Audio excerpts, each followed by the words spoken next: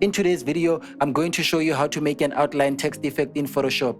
By the way, my name is Bonnie Odin. Without any further ado, let's jump right into Photoshop. Once your image is ready, pick your quick selection tool on the left bar. Then select subject, press Ctrl J to make a copy of your subject.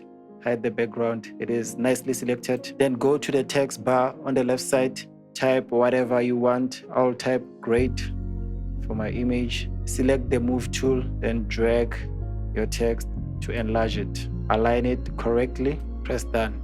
Press Ctrl T for transform, right click, skew, then go to the top rightmost point, drag your text to skew it a little bit, and press done. And then press Ctrl J to duplicate your text. Select the below text, then drag it underneath your layer. Then select your topmost text, reduce the fill to 0. Then what you need to do is go to FX, right click, then select stroke. Make sure the blend mode is on normal, the position is inside, then the size, increase the size to 6px, change the color to white, and click OK. Then what you need to do is select both of your text layer by pressing Ctrl, right clicking on both of your text, then go below to this link point, link both of your text. Now whatever you do, both of your text are linked.